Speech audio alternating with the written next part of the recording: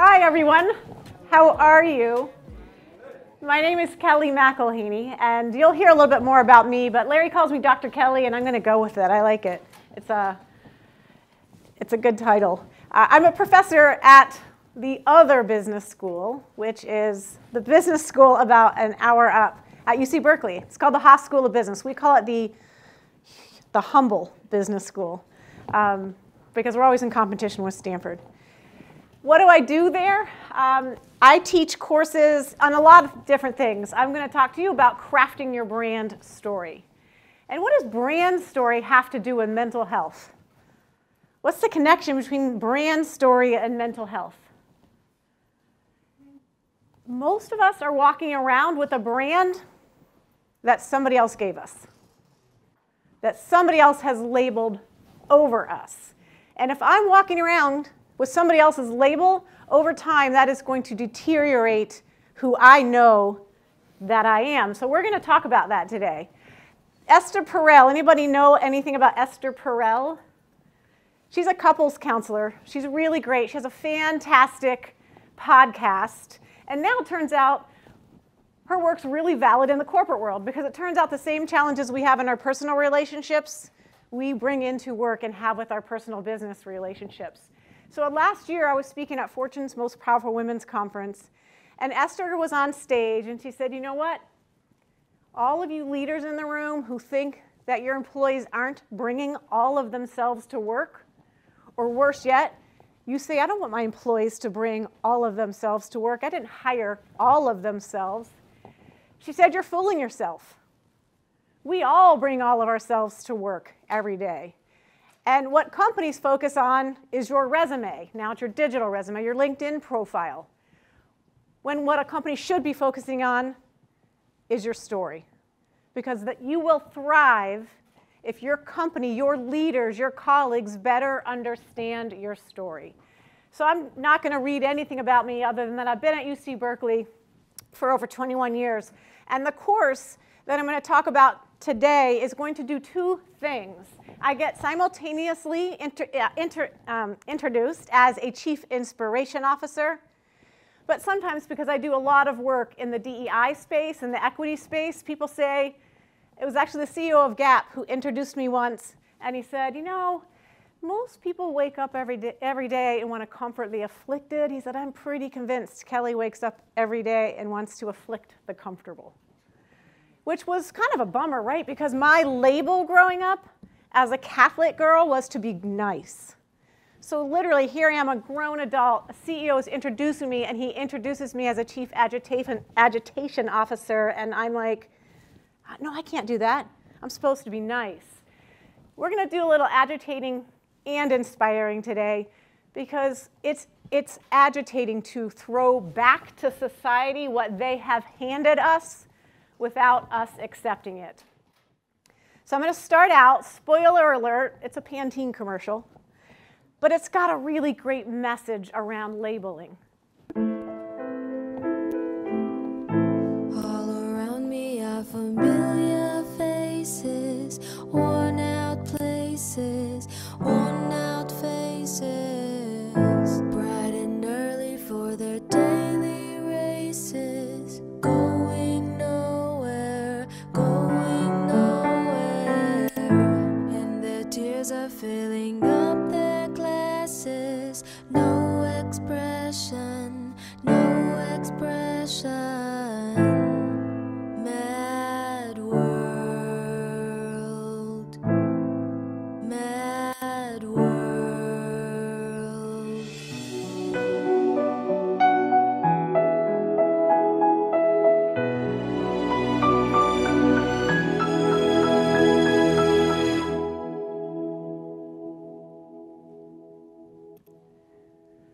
Labels hold us back.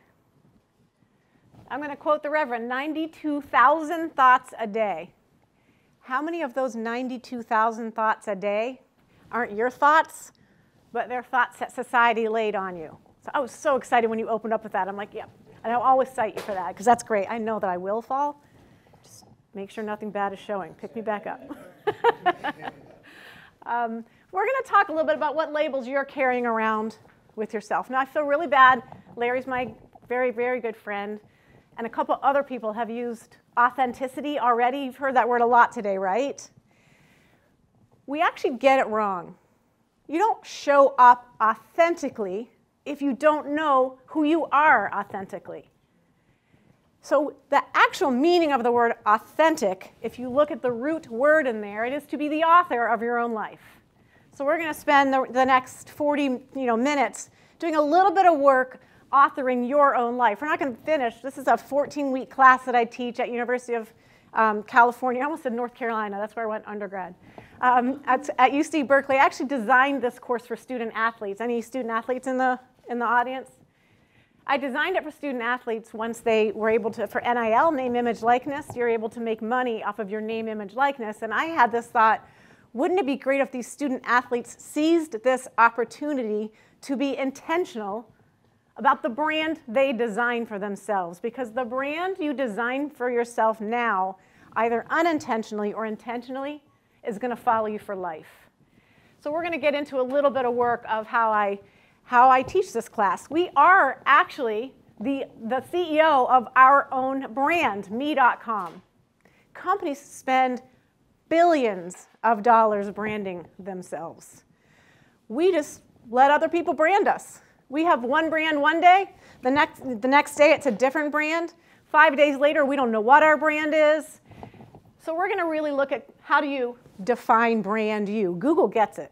I would love to know how much Google spends because they are one of the most valuable brands out there. So we're going to Google ourselves, and hopefully over time, when you start to Google yourself, and if you are intentional about your brand star, you'll start to see those attributes actually come up. So what is brand? Mr. Bezos says your brand is what other people say about you when you're not in the room. I don't know. What are you thinking about that? Pretty interesting that this is what he's built his brand around, what other people say about you when you're not in the room. So here's something that's hard for me to say because it's something that my dad always told me when I was growing up, and he passed away yesterday. So I'm here, but my heart is elsewhere. But Dad always used to say, you know what, Kelly, what people say about you is not your business. He's kind of wrong, and I'm really, really sorry to say this on this particular day, because you can control aspects of your personal brand if you are intentional about it. I can't control everything about how others see me. I can't control everything about how I see myself, honestly, because there's just so much that's been baked into me, and the more I try to control it, the harder it will be. So I'm just going to focus right on the middle and be intentional about my brand. Before we get started on your brand, just one, have any of you heard of 360 performance appraisals? Right? Have you done them? Do you do them here? Larry? They're really bad. They are a really, really bad idea because research shows, I'll use a woman first, or somebody who identifies as female. Sorry, for the speed of this presentation, I'm going to go into women and man, but really I mean all genders. Women who identify as man, sorry, people who identify as men, people who identify as women. Give me a little bit of grace. It's been a hard couple of days. Women will do their own self-evaluation. Then you will do your evaluation as my peer. You'll do it as my supervisor. And I will adjust my own self-evaluation based on what you two think. People of color do the same thing. A man or somebody who identifies as male will read it and say, she just doesn't know me, he doesn't know me, she's jealous, she wants my job. So be very, very careful when you get into a situation at your companies where they do a 360 performance appraisal. Write your performance appraisal of yourself, and as Simone Biles would say, stick. Don't readjust it, because the research shows women and people of color will readjust their appraisals. So before I could spend time starting to intentionally lead you through a tool that's called the Brand Star, we get to do something really fun. If you have a piece of paper and a pen, pencil, anything to write with, I would love it if you'd take it out. You probably don't want to use a piece of technology because I'm going to have you throw it away.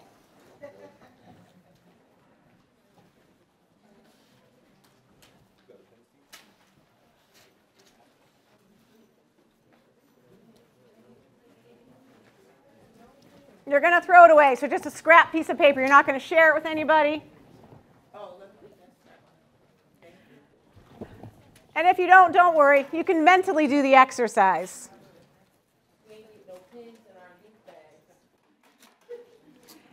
It's all right.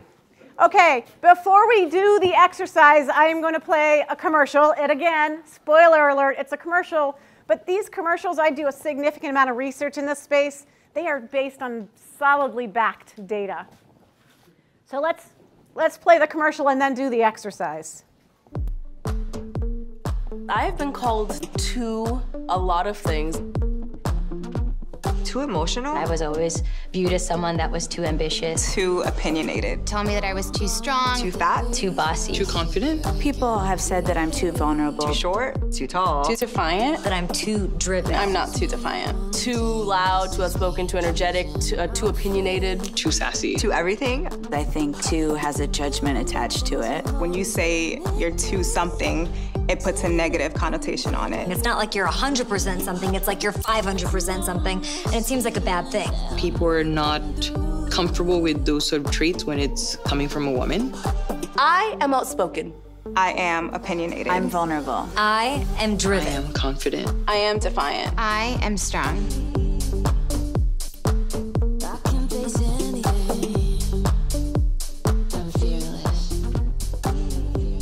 So when I first started to teach personal brand before NIL, name, image, likeness, I was really working with female leaders in companies.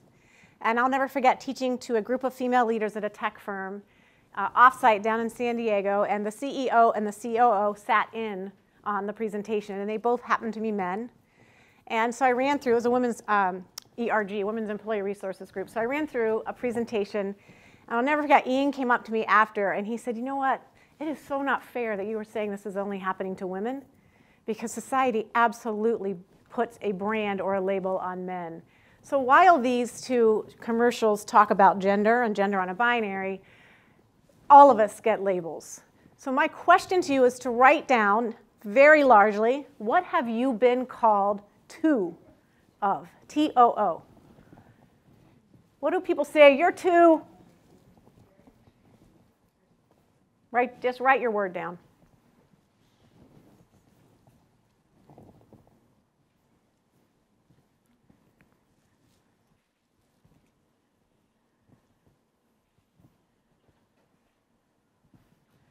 And now I'd like you just to turn to your neighbor and have a little discussion. What do you call to of? Share.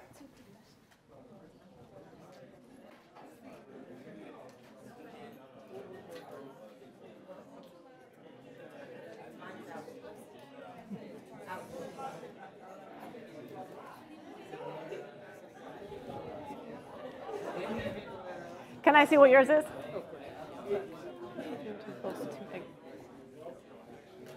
Too outspoken. Shocking. Thank you. They're probably. I'll put them here. Hi, selfish and go to prompt because I had to go find pen. What do you call your too of T-O-O? Like you're too dramatic or too negative or whatever. Yep.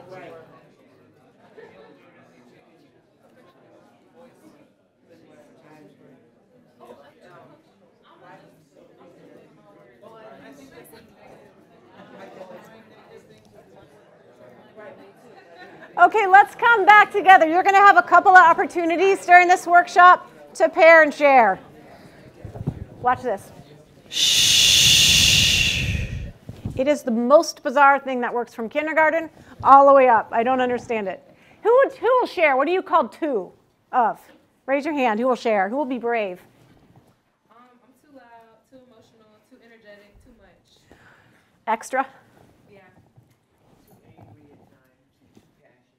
Too angry, too passionate. Too nice. Left side of the room is always quiet. Larry, and then just, or sorry, you go first, and then Larry.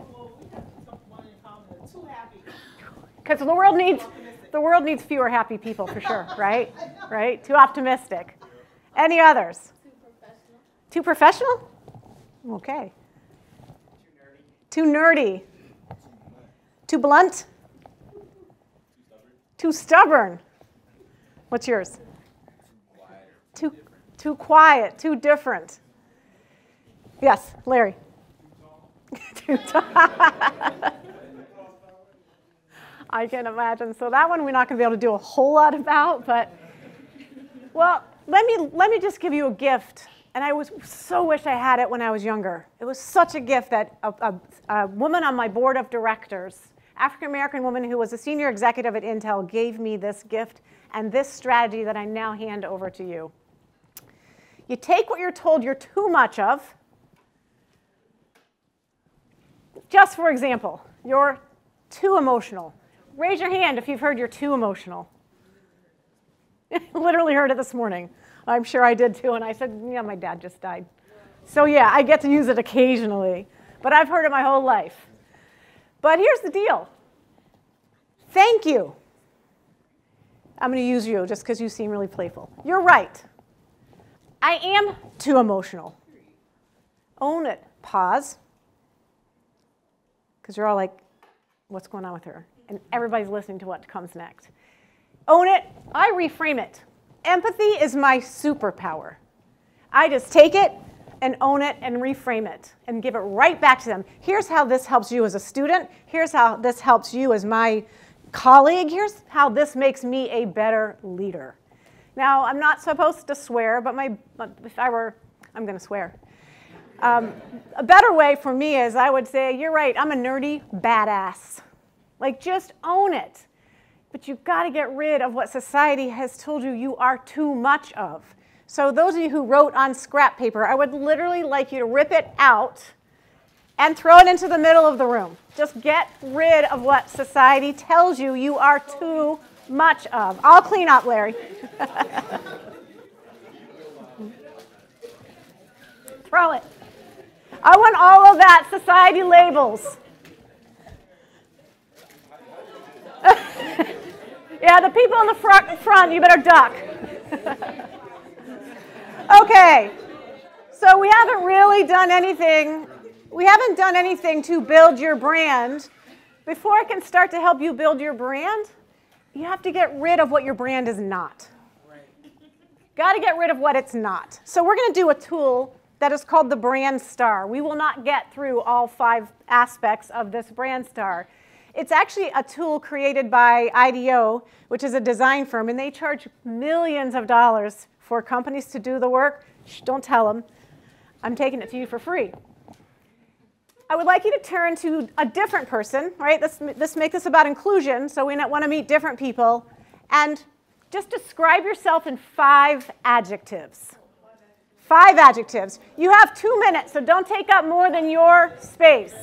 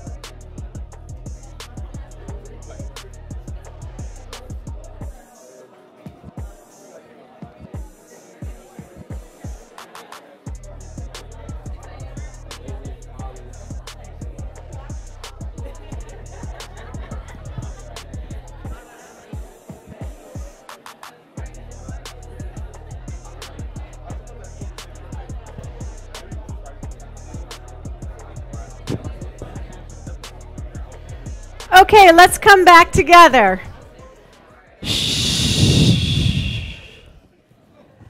Let's come back together. So, look, we didn't get through your brand star with the first 5 adjectives that came to mind, but it's just a way to get us started. Who does yoga in here? Raise your hand. Hi. Larry, I should ask you to, can you come up here and demonstrate the star pose? That's all right, you don't have to. But you think about the star pose in yoga, right? Those are our 5 points of our brand. It's where our feet walk. It's who we touch with our hands, where our hands go, what we do with our hands. But I'll tell you the hardest point of your brand star is your head.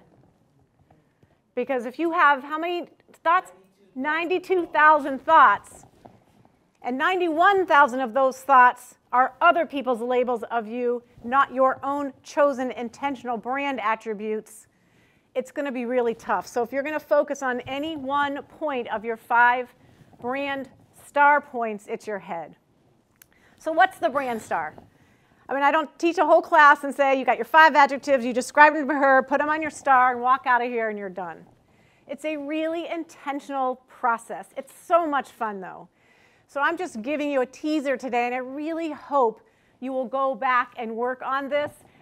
My brand star has saved my mental health so many times, and I'll tell you about how that is at the end. So this is a company brand star. This was just an example of taking a company through this tool. This company said their brand attributes are friendly, restless, loyal, playful, and savvy. But the challenge with those 5 words are they mean different things to different people. So the first thing you do with your own brand star is start with those 5 adjectives. I guarantee you you'll end up in a different place. Some of them might stick. But with each one of those attributes, define what you mean by it. Friendly makes you feel happy, approachable, warm, comforting, engaging. Do that for each of your attributes. Right now, I'd like you to spend time picking 2 and just define what you mean by that. You can do it on your phone if you want, but take 2 of your attributes and just spend a little bit of quiet time defining what you mean by that.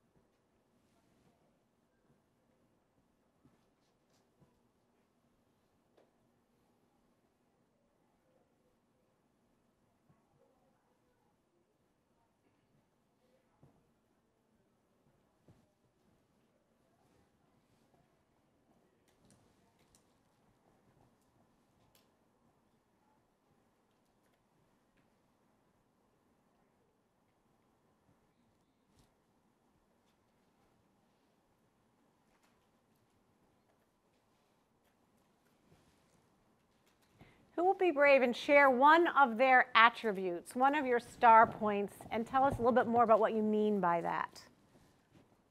Great. Oh, I love it. Standing up even.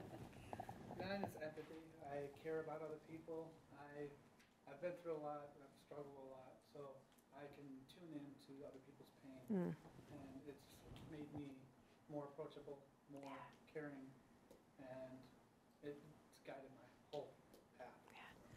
We have never been in a point in history, thank you so much, where we need more empathy than right now. It's my absolute favorite word, favorite attribute. And that's a choice, right?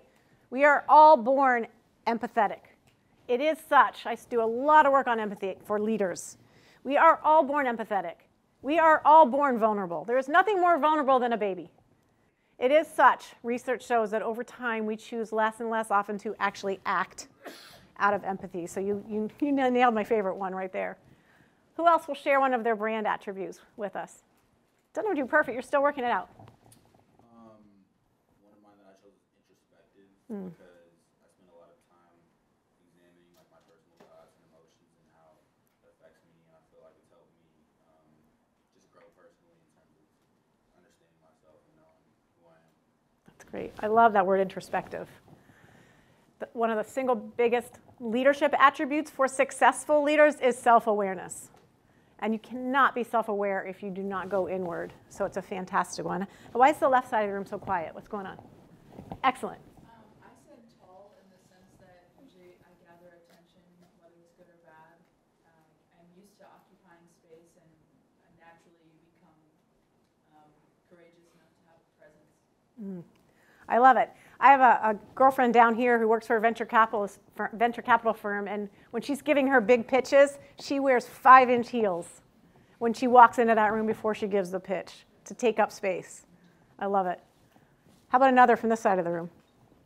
Great. Respectful. Tell me. Respect boundaries, and I use polite, kind words to acknowledge everyone's existence. It's great. That's awesome. As long as you're acknowledging your own existence. That's the key. All right, now, so we've taken 2 of our attributes, describe what they are. What do you think the intuitive next step is? We're definitely going to do that. But before we can define what something is, or along with defining what, you know my slides. Go ahead. Should we let Larry cheat? No, you know. Exactly. We have to define what it isn't. Because if I want to walk around and say I'm friendly, some people might think that I'm what? Pushover, exactly. If I want people to think that I'm restless, how do they define restless here? I love that first line, near obsessive commitment to excellence. But how else might somebody perceive restlessness? Anxious, agitated. So this is how hard this work is. You have to be so intentional before you actually commit one of your brand star attributes to that point. Those 5 points are golden. And to do it well, it takes time. And to do it well, it will also stand the test of time.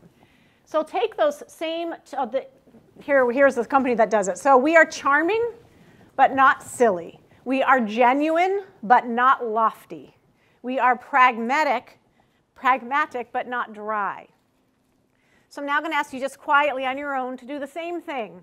Take 1, 2, or 3 of your, some of your faster workers. If you get all 5 done, great. But at least take 2 of those attributes that you wrote down. I started off with adjectives. They are quickly becoming your attributes. And write down what they aren't. What do I not mean by introspective?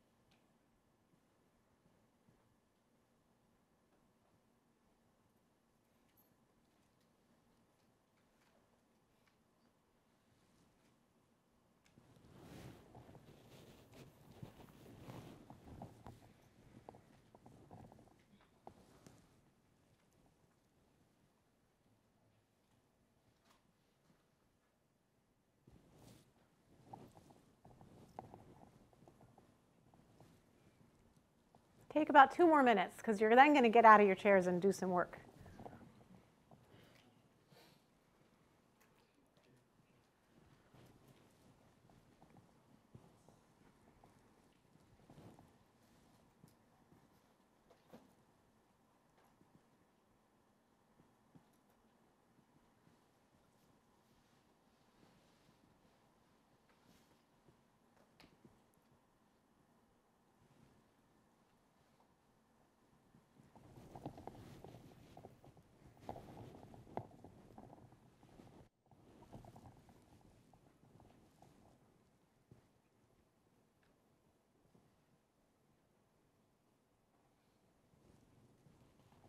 So you know what's coming next. I want you to stand up. Everybody stand up. You can keep your notebook with you. Now, the other part of my world is I teach equity and inclusion. I call it, the area I designed at Berkeley is called Equity Fluent Leadership. We are designed to walk up to the person with whom we share the most identities with and pair and share. So I'm going to ask you to walk around and talk to somebody that you haven't talked to before, or somebody who has different identities that you do. And all I want you to do is talk with that person and share one of your attributes, what it is and what it isn't. So I'm going to role model with you. I'm going to share my brand attribute, what it is, what it isn't. And then I want the other person, the listener, to say, you know what, you said friendly, but I think you might mean warm. And I'll be like, yeah, that's actually the word I was thinking of. Because that's what happens when you talk about it with somebody, a different word. So first person goes, and I'm going to say the person who is shortest in the pair will go first. So I was handing that to you. So I'm going to ask you to walk around, find somebody. The person who is shortest speaks first, and the other person is the listener. Really listen. When they describe what it is and what it isn't, what might be a different word that is coming to your mind? Because that's how this iteration works. So go find a partner and share one brand attribute, what it is, what it isn't. Be brave. Find somebody different. I really do. I'm going to switch everybody up. Sorry. Thank you for sharing. Okay. I'm going to have you take your seat. I wish Larry gave me 3 hours, but he didn't.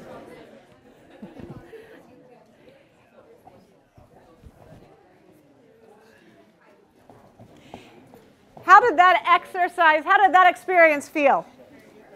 Why? Define. Why? Yeah. It was interesting to talk and kind of figure out, like, with the second person to get bounce your ideas off. Did your word change a little? A little bit, yes. Yeah? That's the best way to hone in on the word. How else? What are other feelings? Yes? I think it was nice to see what people thought of themselves and not what we thought of them, just by judging. I know I'm too old to do that. Well, you guys snap. I'm snapping. Thank you. My daughters tell me I'm too old to do it. That's awesome. What a great thing to hear. Yes, Larry. Yeah, just the exercise of talking about it to another person that you don't know. Yeah. Was just good to do that. You will learn so much more about yourself when you try to brand yourself and then describe your brand to somebody else. So, as somebody who is a mental health survivor, I'm not going to go into my story. This is about you. But I have to work relentlessly to find positivity and hope and just something that I can hold on to, like you're just holding on by your fingernails in times in history like today. So I read this great article. It's an example. It happens in Denmark. It's called a human library. You heard of this? It's such a beautiful thing. And it doesn't need to stay in Denmark. So it is an actual library. This could be for next year, Larry. You go into a library, but you don't check out a book. You check out a human. And every human gets to write their own label. So it could be refugee, mental health survivor, newly orphaned, gender nonconforming. And you put that down in front of your table, and you walk around and you check out a human. And so she and I just check each other out. And the amount of bias reduction that happens in that situation, because what happens when she and I actually start to sit down together and talk? What do we find out? We are so much more alike than different. So thank you. Pardon me? What? Oh my gosh, it's you. Yeah. I did sit next to her. She was a friend. I told her right away, and we have a lot in common. So thanks for checking out a human. What I want you to do, though, is just to be more intentional about your labels, your brand star. This did not happen overnight, but this is brand Kellie. Playful, but I have to be taken seriously, right? Because I'm an academic and I have a PhD. So I really had to be careful about that playful. I am, in fact, playful because professors are boring. And because I gotta play, or I'm gonna go dark. So I was very intentional with that one. Daring. First I had provocative, and somebody's like, snakes provoke. I'm like, well, that's not the image I was going for. So it's to do something that makes me breathless, or to say something that feels really daring. Empathetic, vulnerable, and connecting. But let me bring this back to mental health. So when I landed on my brand star, and it took a while, it was absolutely uncanny. I get evaluated all the time, right? Because you're evaluating your professors all the time. I'm giving a keynote or a workshop in a company, and my girls evaluate me the minute they walk in the front door. But what happened is once I became intentional, I started to hear things. Out of all my professors at Cal, I have never had one that asked me for my story as a black man and actually listened to it. That's me connecting with my students. We had to confront difficult questions, biases, experiences, and societal issues in this class, but we got to amplify and celebrate each other's differences. So that's me being playful in the classroom, because teaching around equity and inclusion, that's a lot of hard stuff, right? That's really activating. So we design a lot of playfulness in it. She absolutely role modeled equity-fluent leadership by showing us her empathy and vulnerability. I promise you this will happen. You will start to hear in your performance appraisals or when you turn to your friend and have an appreciation moment. If you are intentional about designing your brand, you will be successful when that is what you are hearing reflected back. So that's the Venn diagram. There's stuff here that I can't control. There's stuff here that I can't control. But that overlap, that's my brand star.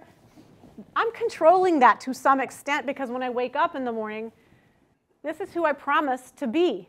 This is who I tell my team I'm going to be. And I say I'd invite you, and I just got told you're not being very empathetic. I say this is who I promise to show up as this team leader. I invite you to tell me when I'm not. But here's the mental health piece. I'm silly, right? I'm very goofy. I have mine. I love to color and draw. I have mine on my computer at work. I have it on my computer, like where my space is at home, on my desk, but I have it on the inside of my bedroom closet door. Why do you think I have it in the inside of my bedroom closet door? Yeah. Yeah. Bingo. I look at it a lot. It's the first place I go, not immediately the first place, but it's early and I go in the morning, but it's generally the last place I go at night. And on the nights that I am feeling dark, I am feeling disjointed, I am feeling just somehow like I haven't shown up authentically, I can look at that brand star and almost every time I can say, you know what? I was not daring in the meeting today when I heard somebody microaggress somebody else. I was not empathetic when somebody cut me off in the grocery store line and I know not anything that's going on with that person's life. So this will attach back to your mental health because in fact, you can't show up authentically until you know authentically who you are. So I have, of course, I'm a professor. I have 4 challenges. You didn't get it done today. It was fun. You did some work, but it's going to take time. So intentionally develop your brand star further. Spend some time with it. Test it with 10 people. If you could describe me in 5 adjectives, what would it be? Test it. Test it with people in your, be careful with your partners. I would maybe first go to your work friends, your roommates, but test it with everybody. But see, just do a little research project and you'll start to hear themes. And maybe you had this word in mind, but you're hearing other words, and you might want to see if that's more what you're thinking about. But ask questions. Just because she doesn't think I'm empathetic or warm doesn't mean that I don't think that. Ask questions. Tell me give me an experience in which I didn't show empathy. Don't conform, because most of us in this room, people of color, women, people who identify as women, we are going to conform. Be very, very aware of that information. But here's the best thing. Once a quarter, once a year, put it on your calendar, audit yourself. And just say, am I showing up as playful? Because I am often incredibly depleted if I haven't shown up as playful. What's happening in my life right now where I'm holding part of me back and not showing vulnerability? So audit yourself. But more than anything else, oh, I had you already checked out human, so I had him at the end.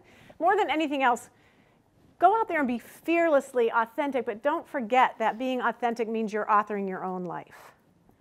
Thank you so much. I think I just ended on time. Thank you.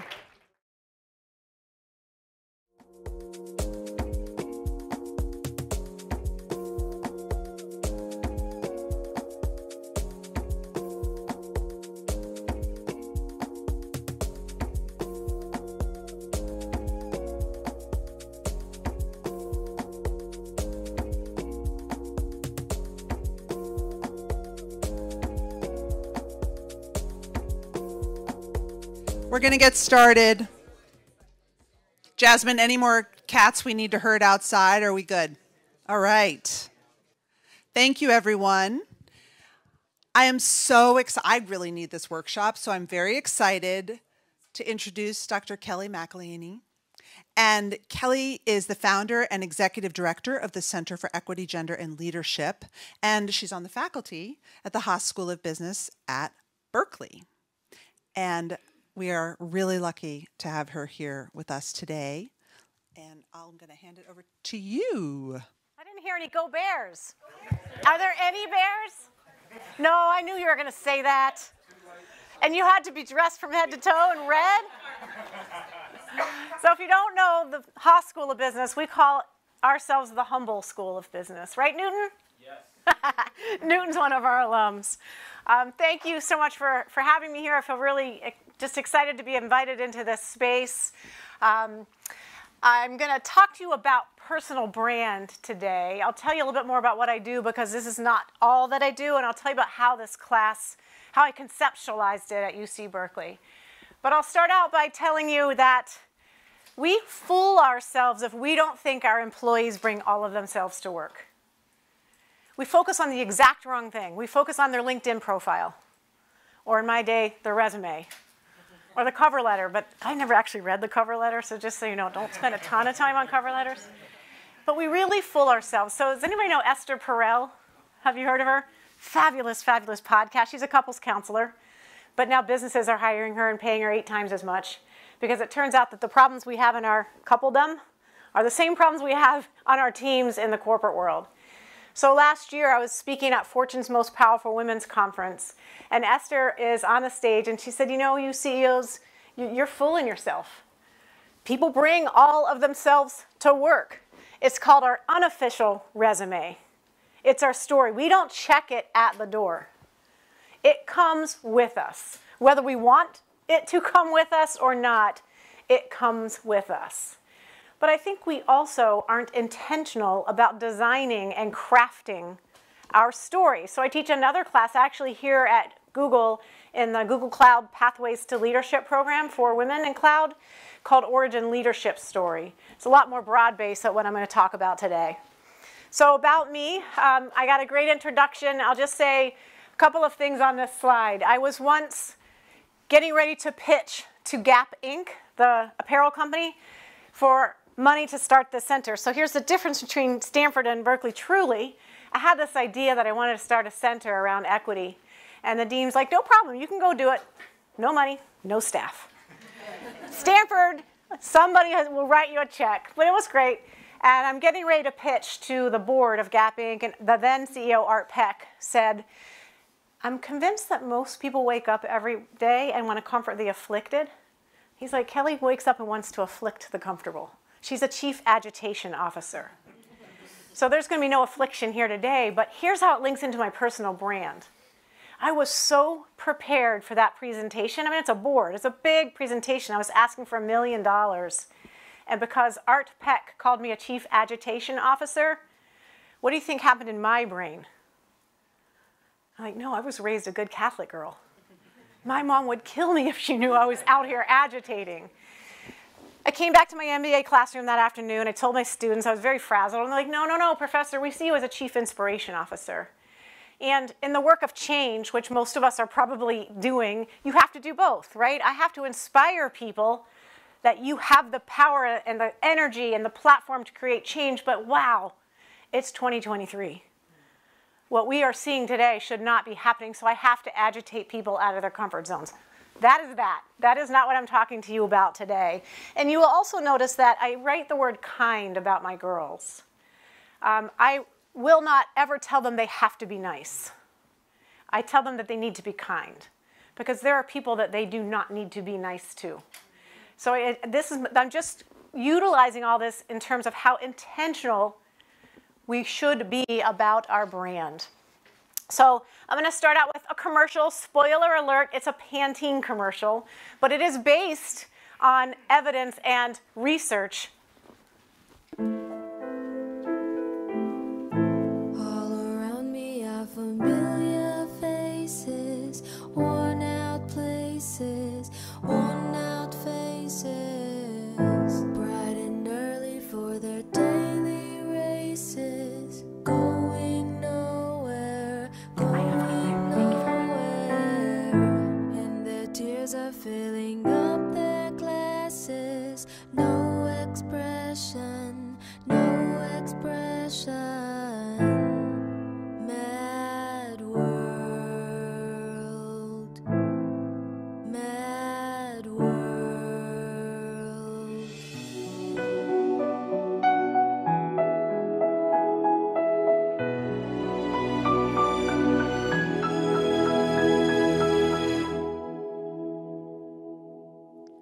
resonate with anybody in here? The labels? Now, I'm generally talking to female audiences, and I recognize, or people who identify as female, and just for the purposes of a very short workshop, I'm going to get into female, male, but I mean people who identify as the gender that they identify with. Normally, I teach this inside of companies to women's groups, and I was doing this for a company called Planful down in San Diego, and it was to their women's ERG, but the CEO introduced me, and he stayed in the room for the workshop, and the COO stayed in the room for the workshop. And afterwards, he came up to me and he said, I want to have this with my men's group. Like, men get labeled too, and it was a really, really great aha moment that we all get labeled. So we're not only going to talk about women and gender here. We have been hearing, even today, the word authentic. I want to show up authentically. I want to be an authentic leader. But it's actually really misunderstood. The word authentic actually means to be the author of your own life. You can see auth in authentic. And that's what we're talking about for a short time here. And we're not going to finish it. Like, we're not going to author your whole life and come out with your perfect brand. But you don't show up authentically if you don't know authentically who you are. So we're going to work on the second part of that today with fun exercise. And it's not only going to be me talking. So we are all CEOs, whether we know it or not. We're CEOs of our own company, me.com, or the brand called you. Companies, particularly this company, spends millions, if not billions, if not trillions, of dollars on, creating the brand, of course, but now fiercely protecting the brand, keeping it brand consistent, making sure everything fits with the brand. And we just don't think about that as humans. Actually, before I go here, I designed this course at first at UC Berkeley because I do a lot of work with our student athletes. And student athletes can now monetize name, image, likeness on college campuses. They can monetize. And as I was sitting through with the athletic director and the coaches trying to understand NIL, that's a dinner conversation because it's not serving the kids, which is who it's supposed to serve. But I'm an educator. My whole thing was, wouldn't it be great if these kids were intentional around how they designed their brand? So if Tesla comes to one of our football players, it's not likely right now with our record, but if Tesla comes to one of our black athletes and said, I want to brand with you, I start out my class by saying, how many of you would accept the Tesla? And of course, everybody's hands up. And I say, how many of you know that 45 minutes down the road, Tesla has 5 racist allegations, including a tire iron being thrown across the factory floor at a black woman? How many of you would still partner with Tesla? And I'm not there to tell them what to do. They should do what they want to do. I just want them to be intentional around, does that fit your brand? So that was the sort of background of the course. But now I teach it across all students, and I do a lot more work in the corporate world with this. So Mr. Bizzo says, your brand is what people say about you when you leave the room, which is rather remarkable given some of his brand. I mean, I don't know what I would say about that right picture. Anybody have any thoughts about that? I'll keep going. I'll keep going. But here's the reality. So I grew up, and I'm going to start off with vulnerability, and Newton already knows this. My father taught me so much growing up, and I am the leader I am today because of him, and he passed away yesterday morning. But he was a fullbacker for Duke and the Philadelphia Eagles. So when I got up today and thought I can't do this, I'm like, oh yeah, I can. I got it in me to go low, tackle hard, all that kind of stuff. But he always said, Cal, what other people say about you is none of your business. And he actually wasn't fully right. Sorry, Dad. I know it's only been a day. It's only been a day, and I'm readjusting your leadership. There are things that I cannot control around how others see me. There are things that as many times as somebody tells me X, Y, Z about myself, I'm just not going to see it. But there is a lot in the middle that I can control, and I will prove it to you at the end of our session today. But I just want to give this caveat. How many of you in here either do as a company or have to fill out 360 performance appraisals? So still a fair bit. Get rid of them. Women and people of color So 360 is I evaluate myself and I write my performance appraisal. A peer does, a supervisor does, and a person who reports into me, or some variation of that. Research shows that women and people of color will change their self-review based on what they hear from the others. Accenture was the first firm. Deloitte said, no more. We're going to get rid of him. A man would say, he just doesn't know me very well. He wants my job. She's jealous. You know, that person doesn't get me, but they stick it. So if you are going to have a 360, if you are going through that, stick. As Simone Biles says, stick it. Evaluate yourself and stick. It doesn't mean I don't listen to what other people say, because maybe there's something in that Venn diagram that I am not showing up how I think I intend to show up. So do just know that going into this. Last commercial, I get no money from these companies, but it is based on solid research, the phenomena that they're going to talk about. I have been called to a lot of things. Too emotional? I was always viewed as someone that was too ambitious. Too opinionated. Tell me that I was too strong. Too fat? Too bossy. Too confident? People have said that I'm too vulnerable. Too short? Too tall? Too defiant? That I'm too driven. I'm not too defiant. Too loud, too outspoken, too energetic, too opinionated. Too sassy. Too everything? I think too has a judgment attached to it. When you say you're too something, it puts a negative connotation on it. It's not like you're 100% something, it's like you're 500% something, and it seems like a bad thing. People are not comfortable with those sort of traits when it's coming from a woman. I am outspoken. I am opinionated. I'm vulnerable. I am driven. I am confident. I am defiant. I am strong.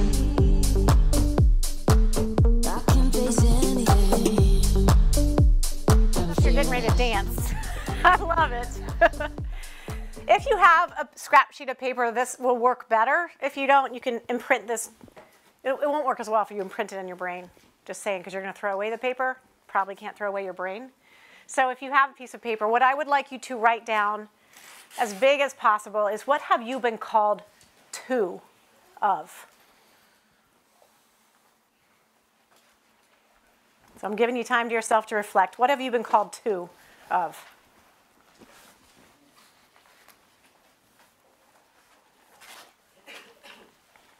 No pen?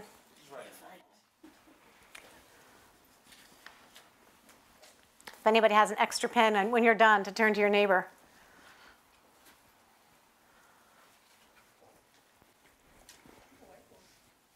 Oh yeah, there's a while. See, if I had your creativity, I would have had everybody write it up there, but then we would have broken the lights, I bet.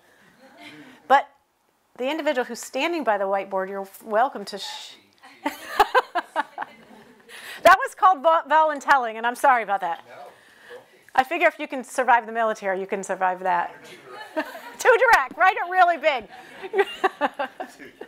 I've never heard that about myself either. All right, so I have to walk my participants through getting rid of societal labels, of your parent labeling, your husband, your wife, your boss labeling you. So again, I teach this course over 14 weeks. Newton was a speaker. I have a very short time in here, but who will share what you are told you are too of? So too direct. Yes? Bossy, loud, emotional, Bossy, loud, emotional, opinionated. She's got a lot of labels that society's put on her. Sensitive and weird. Sensitive, weird. Yeah. Austin, are you from Austin? No, I'm from San Francisco. Because I love, Austin's tagline is "Keep Austin Weird." Oh, yeah. I love it. Inexperienced? Inexperienced? Yeah. Really? Yeah. We have experiences every single day. But I hear what you're saying. Aggressive, pushy, defiant, direct. You know, long list too. How about some of the men or individuals who identify as male? Just curious as to the difference. Yes? Too sarcastic, too political, too debate happy. Oh, man. And that's for my wife. I think I would really like you, but I don't know if I want to sit next to you at dinner in this political climate. Depends. How about too blunt? Anyone else want to share? Direct, logical, and hyper-rational. Was that from your wife as well? Lots of people. So a lot of this is borne out by research. I mean, the words aggressive, abrasive, and bossy are only ever used to describe women in a negative light. We love aggressive men. We actually love men who walk in and control the room and become the boss. So there is data behind all of this, but I want to be very clear. Man up, never let them see you sweat. I mean, we all get labeled, and we carry those labels with us throughout life. So the tool that I'm going to use, the Brand Star, is a way to hand those labels back to society. Here's a trick that I learned from a woman named Rosalind Hudnell. She's now retired. She's on my personal board of directors, an African-American leader. She was at Cisco and Intel. She handed me this gift, and I'm going to hand it to you because it works. And you have to do it first mentally, but you got to couple that with verbally. You're too emotional. Definitely, I hear that a lot. I'm going to milk this sympathy card for a really long time because I deserve to be emotional as soon as I am done with today. Here's the gift. When somebody calls you whatever they call you, reclaim it. You're right. I'm going to swear because this is not a young audience. I'm an emotional badass. I do it a little differently. Oh yeah, the dramatic pause is awesome. Because people, you're right. We're like, all right, right on. And then you just reclaim it. I turn emotional into empathetic. Empathy is my superpower, or I am an empathetic badass. Just went through this 2 days ago. I am a much better instructor because I have empathy. We talked about this, or you talked about this on stage. I am a much better friend and partner. Now, I'm not saying I show up every day with empathy, and I'm not saying that if I'm a black female, I will have as much capacity to show up with empathy because of all the microaggressions and societal negative labels. But I do know that as a white female who does occupy places of privilege, it is easier for me to have empathy, and I should show up to the extent possible with empathy. But just claim it. Here's how being inexperienced is going to give me fresh perspectives on this team. Because you need folks who aren't in the groupthink. You need somebody for whom this is their first job because they come in with really fresh ideas. Here's how this is going to serve you. So the first thing in your personal branding is get rid of what others have labeled you as and or reclaim it and attach it to why this serves you and me. So this is called the Brand Star. This was actually mostly adapted but slightly stolen from IDEO. It's a tool that they use for companies. They go in and really help companies hone in on their brand. We're going to do a personal brand star in rapid fire succession, and just to be clear, you're not going to walk out of here with your perfect brand star. But I would like you to turn to your neighbor, and we're only going to have 2 minutes to do this since we're running slightly late. Describe yourself in 5 adjectives. Now, point number 1 about inclusion, I said you have 2 minutes. There are 2 humans. Don't take up 2 minutes as 1 human. Describe yourself in 5 adjectives. Okay. Shh. It's the weirdest strategy that works in a kindergarten room and a corporate classroom. Shh. So I'd love to send you out and say you're done. I even heard beautiful things like, I'm going to steal that word. Or maybe you mean this as opposed to nice. Maybe it is kind. But this is a brand star. And you think about if you do yoga, you walk out every day of your world, whether you know it or not, as a star. So your feet go somewhere. You choose where to go. Your hands touch people, touch different parts of the project. But your worst enemy is your head. So the Reverend started out by saying, how many thoughts do we have a day? 92,000. That just was like a sucker punch to me. Because if you think about Brand Star, and you think about unloading what has been drilled into you over time, and she had 5 words and she had 7 words, you really have to work about, this is going to be the hardest part of your Brand Star, but let's dive in. So again, this is a corporate example, because I'm very protective of individuals for whom I teach, because that's their story. This is a corporate example who went through the experience. This corporation decided to be intentional to say that they are friendly, restless, loyal, playful, and savvy. What does friendly mean to you in you? Yeah, I was going to call your shirt pink and I don't want to offend you, so It's a deal. Friendly to me means to be open and be approachable by someone so that they're not put off and that you're accepting of whomever comes your way. Any kind of negative thought about friendly or not the best thought? Yeah. In the green shirt. Yeah, I guess you let some people not follow the rules. Roll over you, get away with pushover. So here, yes, what does it mean to you? If you're too friendly, sometimes they may think you're trying to be a person's friend and not a leader. Right? Be their manager, be their leader, not their friend. It's really good. So here's how the company, I'm just going to focus on one, makes you feel happy. That's such a beautiful brand attribute for this company. Approachable, and you said that word, and engaging, warm, and comforting. So my question, my ask of you, and I think because this is a more mature audience, I'm just going to ask you to share out loud in the interest of time. Who will share one of your brand attributes or your adjectives, because you haven't nailed it yet, and define it? Perfect. Passionate. And define passionate. Having a deep care and connection to something, someone, or a cause. So why would you choose caring? Or committed? Through my passion, you see that. Great. Okay, so I'm just pushing you on it, because often when you describe it and you say it to somebody, they're like, well, here's what I hear come out of that. Resourceful. Tell me what you mean. Oh, sorry, I was supposed to start that. Resourceful. Doing a lot with the little. I love that. You come to Berkeley, because we have a little. You got a scholarship? We have. I mean, I don't, but apply. If you're looking at an MBA, apply through the through the consortium. It's a fantastic. That was She went to Stanford. She has resources. Who else? Take one more person. You got to get a mic. Oh, behind you, up anywhere. They're circling around you. I think it's open. Describe it. Open to suggestions. Okay. Open to give some ideas, so I'll listen. Good listener. Yeah. So one of the biggest attributes of a solid leader is to be a listener. So think about if that is a different one. Let's move on, because I want to make sure you have time to get through it. Of course, the second part of this is to take your adjective and be very clear about what it is not.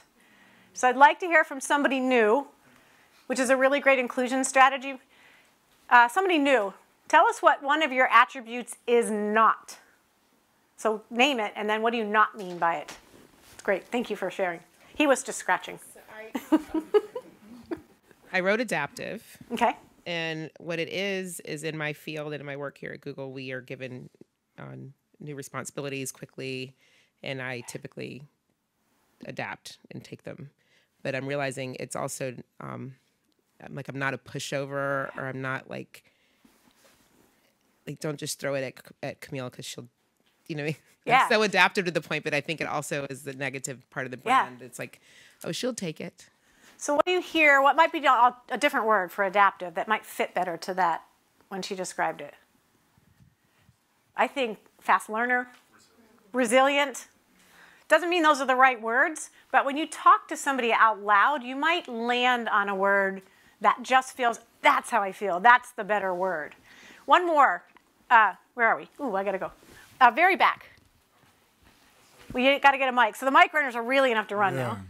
I am powerful, not dominating. Ooh, I love that. My daughters tell me I'm too old to snap.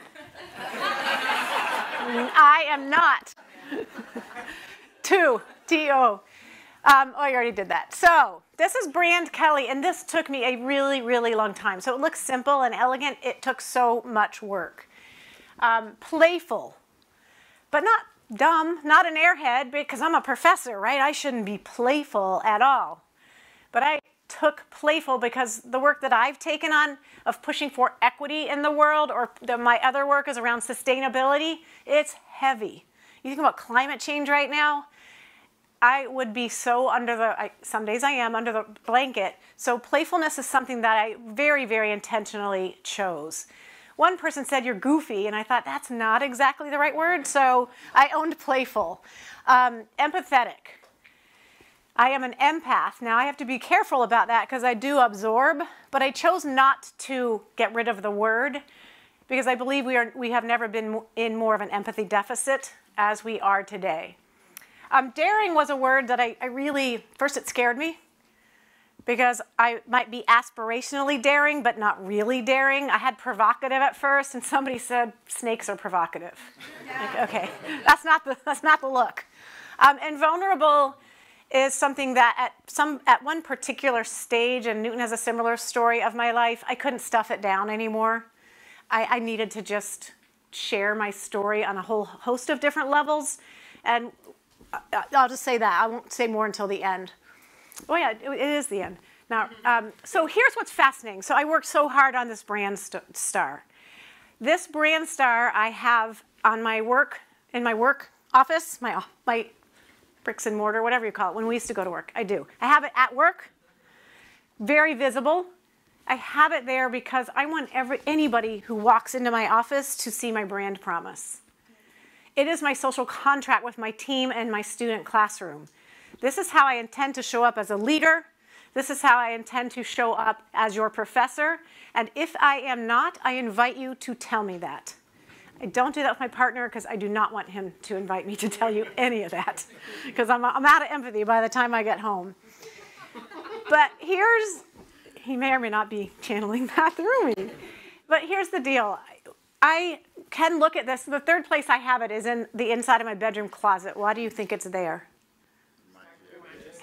It's where I start my day, not immediately start, but it's where I end my day because my pajamas are on the back side of it. I don't maybe end it because now I put them on at 6 p.m. and I still kind of, but here's what I know. Let's bring this back to mental health because this is a fun exercise.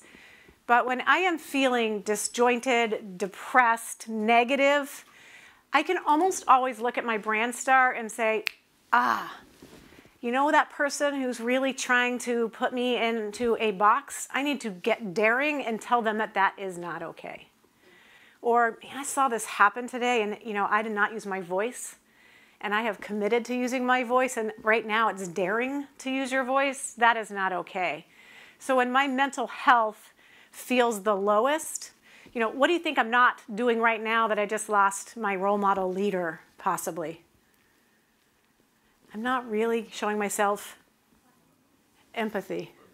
I mean, I really should have canceled. I did not. The situation is that he's in North Carolina and he already passed. There was no time to get there, and I'll get there. But I definitely know that yesterday I taught both days, Monday and Tuesday, in an executive education program that I led. During all of that, yesterday was my day, a slow day this week. My 24-year-old came over. 2 in the afternoon, I'm sitting at my desk working in my pajamas still. I haven't eaten. She's like, Mommy, really? Today? You're choosing to work till 2 p.m.? Like, go out, get air. So I'm not the best at self-empathy. This is all about intentionality. Here's the beauty. I absolutely see the phrases, these sort of, maybe not always the word, though empathetic almost always comes up in not my performance appraisals, because we're faculty, we don't get those, but teaching evaluations, workshop evaluations. Out of all of my professors at Cal, I have never had one that asked me for my story as a black man and actually listened, because the first art of empathy is listening. We had to confront difficult questions, biases. This is in my DEI course, but we also got to celebrate. Because there are people who do effectively advance others, amplify others, step up as an ally. All white men are not bad. You know, my dad was a white man, and he did nothing but focus on underrepresented voices who weren't at the table. At many of his universities, he hired first most openly gay individuals. My brother and sister are gay. He was very focused on that. So I hear these things. She absolutely role modeled equity fluent leadership by showing us her empathy and vulnerability. We had an alumni weekend, and pretty horrifying, but a female came up to me. She had been an MBA student, and she goes, you know what I loved that you did is you did not sugarcoat being a working mom. And I'm like, oh my God, what did I Did I scare you away from having kids? She goes, no, you just came in and said, yeah, that's vomit, but I had to keep going. I didn't have time to go home and change. And, you know, so I hear this come back to me, and it is such a gift, but I had to do my work. So my 4 challenges to you are to be intentional. I asked you off the cuff to define yourself by 5 adjectives. Those are not going to end up easily becoming your brand star, but it's a start. Test it with 10 people. You just did it with strangers or people that you may know but not very well. Test it. Ask people in your personal life, in your work life. Be careful if you want to know it from the person in your partnership, but ask and see if you hear themes. See where you see gaps. It will tell you something about your brand star. Ask questions. If he tells me he thinks I'm provocative or too direct, what do you mean by that? Can you give me an example? And over time, I might adjust my word or my attribute, but I know I'm a female and my tendency is going to be to adjust to other people. So don't necessarily do that. And the biggest thing is audit yourself once a quarter. If I have this in my office, if I had told my team this is how I intend to show up, I need to be audited on that. Because, you know, you won't. The other thing about the star that I didn't indicate well visually is that some days one arm is really long and some days one arm is really short because it's hard for me to have empathy for somebody right now in this moment. So you're not always going to stretch out every arm of your star equally. But this is the best thing. So I am a mental health survivor. I fight every single day to not go deep fast. And also what I tend to study and research are really, hard topics. I read a lot of horrifying data around diversity, equity, and inclusion, around sustainability and climate change. So this was something that brought me hope, and I'm going to share it with you. In Denmark, they have a library that you do not go in and check out books, you check out humans. People get to go in, and they're told to own a own label. So it could be unemployed, it could be refugee, it could be Jewish, it could be mental health survivor. And the deal is you go up and meet somebody and you hear their story. And then you share your story. And the research shows that the biases in that situation go down. Because what do you think you get out of hearing another human's story? Say it again. Understanding, empathy, and maybe that we don't have that much we don't have that many differences, even though our labels feel very different. So check out a human today. Ask somebody at the dinner, at the break, describe yourself in 5 adjectives. It's such a fun thing to do. And finally, be fearlessly authentic, but remember, you can't be authentic unless you know what authenticity is for you. Questions? Thoughts? How many minutes? 4? 4. So 4 minutes of questions. Thoughts, reactions? Nope. Okay. Oh, I love it. You're taking your homework seriously. Thank you. Peers? Yeah, like other tenured professors. Tenured professors do not want to be told. Yay! Thank you. My team has done it. I teach a class in it, but okay, you've challenged me. Maybe I'm not being daring. Because that would be like going into a snake pit. If you're tenured, it's not a pretty space. Other dares. Questions? Reactions? Oh, sorry, I didn't see your hand. Yes. I always teach to the right. I've got to figure out why that is. I just want to thank you for your time, and I hope you extend the grace you give to others to yourself. Hand hug? Yes. Hug? Yeah. Thank you. Thank you. I know what it feels like. I tried not to cry all the way down here because I have makeup on. Last one, because I know we're at time. I think there's so much negative connotation to branding that I would dare you to maybe rename your speech, because I think what you're talking about is like knowing your authentic self. Yeah. Branding just feels so like with the world of social media and LinkedIn, it just is so these days. So it's interesting. Feedback. Okay, it's interesting. I can see it with corporate, but I think personally we have to be intentional about our branding. Okay. Well, now I haven't stolen it from IDEO now. It's mine. Thank you. Boom. Thank you, Newton. Wait, he gets to be the last word because he's the boss. I'm trying to not let people know that. Anyway, so you're welcome.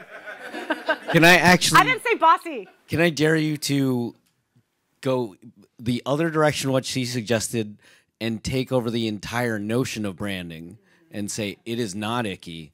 This is everything. Like, this is you finding your truth, and I'm going to make it, like, awesome and human. And we've talked about this because your brand follows you because of social media. And so I'm talking to my 18-year-olds about how they're designing their brand. And again, I'm not saying don't do this. Just be intentional, because when you go for a job, that stuff's all codified. When you become a mom, those photos are all available. So just be careful. But thank you very much. Thank you all for your time. I'm happy to take it offline because she's the other boss. We have one more minute. Autumn, go for it. Go for it. Do you find yourself, how often do you readjust your authenticity star? And if so, how often? I did a lot at the beginning while I was working on it, but now I don't. First of all, I'll age myself. I'm 57. My bucket of what other people tell me is empty. I usually say F's. So I don't, but I definitely have grace for my younger students, because especially my athletes, because when they start this, I hear what their coach has told them what they should be, what their priest or minister has told them, their parents have told them. So it's really harder to work with a younger audience, and I give them a lot of grace that you're going to, but there's got to be a time in which, you know, there's Annie Dillard has this great quote. She's a writer, plenty of cake, lots of candles, or something like that. She says, first I was who I was. Then I was who other people told me I was. Then I didn't know what I was. And then I became who I was. And it was when she turned 50 she wrote it. So I think probably once I read that and did the work, I tapped out of other people's views. Yeah. But I struggle. Definitely struggle with empathy in this particular world today. Thank you so much. Really appreciate it. Thank you so much. Thank you so much, Dr. Kellie. That was amazing. I only want to say one thing, which is that could you please make your way back to the main stage and not dawdle? You're allowed to go to the bathroom.